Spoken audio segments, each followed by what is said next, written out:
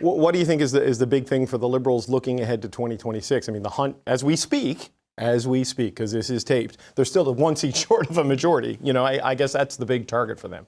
Well, yeah, they're in a situation right now in a minority parliament that they're so close to that majority.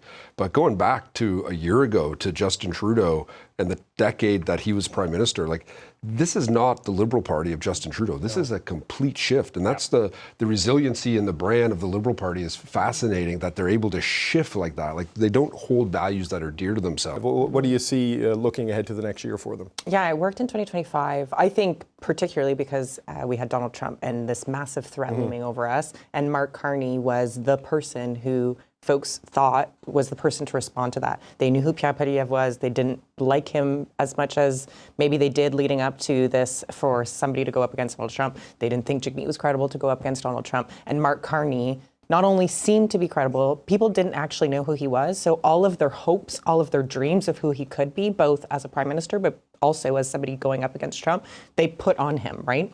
I think the challenge now is we're coming close to a year of him being prime minister. That hope starts to go away if you're not seeing concrete deliverables, if you're not seeing things shift with the U.S., if you're not seeing these, these big announcements, these big builds start to concretely impact your life.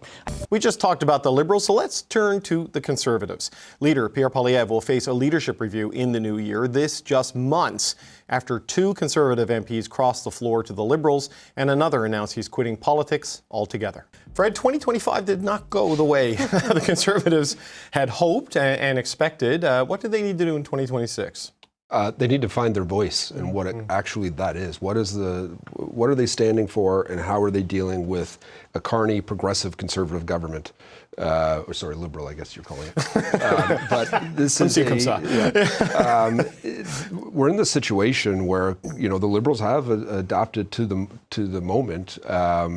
And I think the Conservatives are still trying to find who they are and how they deal with Carney. Rodriguez resigning as the leader of the Quebec Liberal Party, the Parti Québécois leading in the polls in that October vote, right? Yeah, so this year we're going into a Quebec election. The Parti Québécois over the last couple of decades really has been a party that competes for government just to try to lead the government, to govern the province.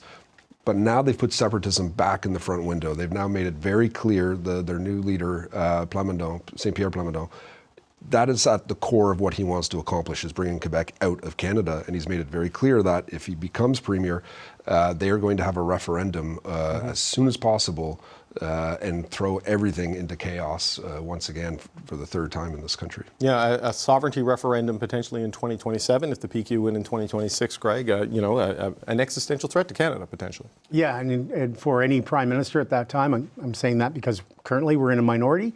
Events, dear boy, events. I was at the referendum rally in 1995. I hoped we would not ever have to see something like that again.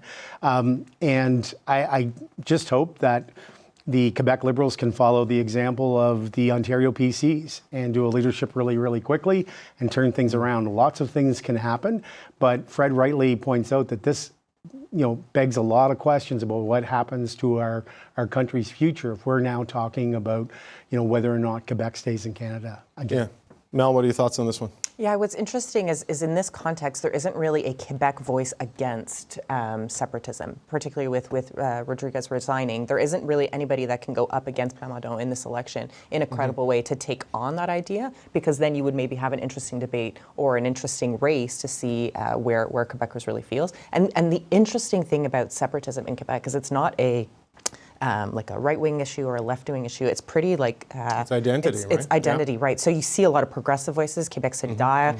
All of that is fascinating. So it'll be interesting to see how that plays out, and it'll be interesting to see what Prime Minister Mark Carney does in response, or who he lines up as a champion to take on, the opposite of separating in that conversation. Yeah, like the